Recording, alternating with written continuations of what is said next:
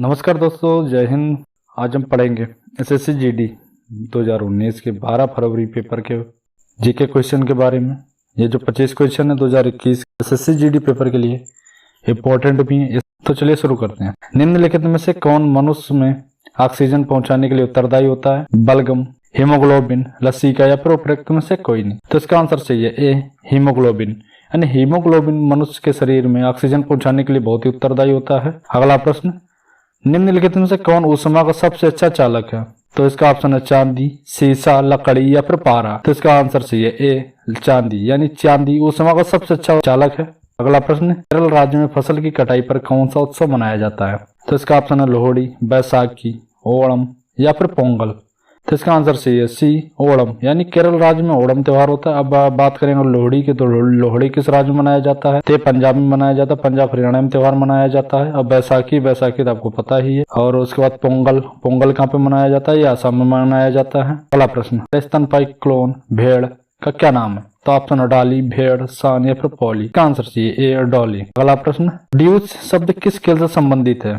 इसका ऑप्शन है cricket, hockey, baseball या फिर लॉन टेनिस। इसका आंसर सी है डी, लॉन टेनिस। यानी ड्यूज शब्द लॉन टेनिस से संबंधित है। ऐसे क्वेश्चन काफी पूछे जाते हैं। ये शब्द किस खेल से संबंधित है? जैसे हॉकी से क्या संबंधित है, क्रिकेट से क्या संबंधित है, बेसबॉल से क्या संबंधित है। अगला प्रश्न, निम्नलिखित में से कौन सी नदी एकमात्र प्राकृतिक जल स्रोत है जो रेगिस्तान में एक झील के अंदर बहती है? ऑप्शन है लूनी नदी, काली नदी, गंगा नदी या फिर तीस्ता नदी। तो इसका आंसर सी ए, लूनी नदी। लूनी नदी राजस्थान में एक झील के अंदर बहती है।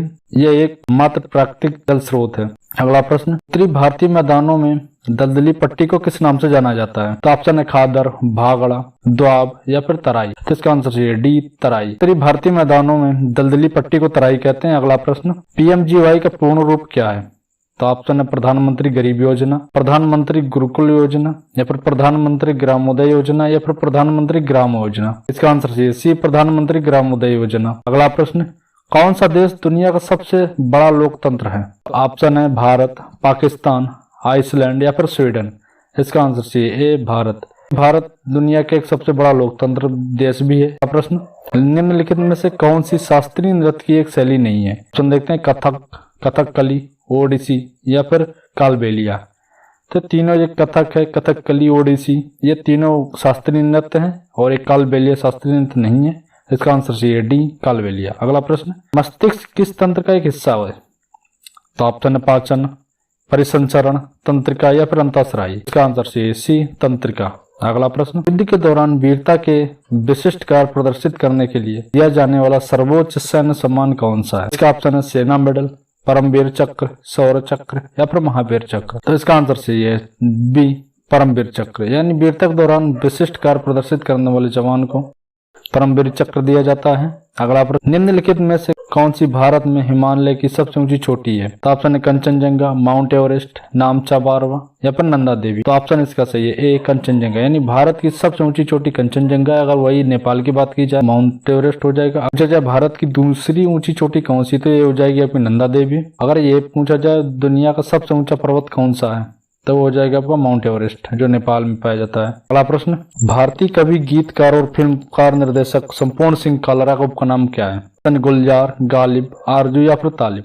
इसका आंसर सी ए, गुलजार। भारत में लोगों की डॉट वाले राज्य को अधिक प्रतिनिधि मिलते हैं। ऑप्शन देखते हैं, अब कम आय, अधिक आबादी, अधिक आय या फिर कम आबादी। इसका आंसर सी बी, अधिक आबादी। यानी भारत में लोगों को अधिक आबादी वाले राज्यों में अधिक प्रतिनिधि मिलते हैं। अगला प्रश्न, हिमालय की ऊंची पर्वतमालाओं में घास के विशाल मैदान क्या कहलाते हैं? हरे घास के मैदान या फिर बाग्याल या फिर भावर या फिर मारू। इसका आंसर सी बी, बग्याल। अगला प्रश्न, स्वतंत्रता के बाद भारत के पहले उप प्रधानमंत्री कौन थे? तो ऑप्शन देखते हैं, जगजीवन राम, चरण सिंह, सरदार वल्लभ भाई पटेल या फिर मोरारजी देसाई। तो इसका आंसर सी, सरदार वल्लभ भाई पटेल। यानी स्वतंत्रता के बाद भारत के पहले उप प्रधानमंत्री सरदार वल्लभ भाई पटेल थे। अगला प्रश्न, निम्नलिखित में से कौन व्यापार अवरोध नहीं है? ऑप्शन निर्यात सुरक्षा, प्रशुल्क अवरोध, उपदान या फिर निषेध। तो इसका आंसर सी ए, निर्यात सुरक्षा। अगला प्रश्न, भारतीय जनता पार्टी की उत्पत्ति किसके द्वारा स्थापित भारतीय जनसंघ में निहित है? तो ऑप्शन है मुरली मनोहर जोशी, अटल बिहारी वाजपेयी, श्याम प्रसाद मुखर्जी या फिर इनमें से कोई नहीं। तो इसका आंसर सी, श्याम प्रसाद मुखर्जी। यानी भारतीय जनता पार्टी की उत्पत्ति किसके द्वारा स्थापित हुई थी, तो वो हो जाएंगे श्याम प्रसाद मुखर्जी। अगला प्रश्न, 1793 में जमींदारी प्रणाली किसके द्वारा शुरू की गई थी, तो ऑप्शन देखते हैं लॉर्ड कर्जन, लॉर्ड कॉर्नवालिस या फिर लॉर्ड क्लाइव या फिर लॉर्ड क्लिंटन। तो इसका आंसर बी, लॉर्ड कॉर्नवालिस। यानी 1793 में लॉर्ड कॉर्नवालिस के द्वारा जमींदारी प्रणाली की शुरुआत की गई थी। अगला प्रश्न, हरित क्रांति में किसे शामिल नहीं किया गया है, तो ऑप्शन देखते हैं बीजों के अधिक उपज देने वाली किस्मों को, या फिर सिंचाई की अच्छी तरीके से विकसित प्रणाली के उपयोग को, या फिर खेतों में उन्नत तकनीक के उपयोग को, या फिर गांव की सड़कों की सुधार को। तो इसका आंसर डी, गांव की सड़कों को सुधार को। ये हरित क्रांति में शामिल नहीं है। और ऊपर तीनों जो ऑप्शन है ये तीनों हरित क्रांति में शामिल, यानी बीजों के अधिक उपज देने वाली किस्में, सिंचाई की अच्छी तरीके से विकसित प्रणाली, या फिर खेतों में उन्नत तकनीक के उपयोग। अगला प्रश्न, मीराबाई चानू को 2018 में किसके लिए पद्मश्री से सम्मानित किया गया था, ये 2019 के हिसाब से करंट अफेयर का क्वेश्चन था। तो ऑप्शन है भारोत्तोलन, एथलेटिक्स, कुश्ती या फिर टेनिस। तो इसका आंसर सी, ए, भारोत्तोलन। अगला प्रश्न, गरबा एक लोक नृत्य है जिसकी उत्पत्ति कहाँ हुई थी, तो ऑप्शन है तमिलनाडु में, गुजरात में, राजस्थान में या फिर केरल में। तो इसका आंसर सी, बी, गुजरात में। यानी गरबा गुजरात का एक लोक नृत्य है। अगला प्रश्न, एकमात्र पाकिस्तानी नागरिक कौन था जिसे भारत रत्न से सम्मानित किया गया था, तो ऑप्शन है नवाज शरीफ, मोहम्मद अली जिन्ना या फिर खान अब्दुल गफ्फार खां या फिर इनमें से कोई नहीं। तो इसका आंसर सी, खान अब्दुल गफ्फार खां।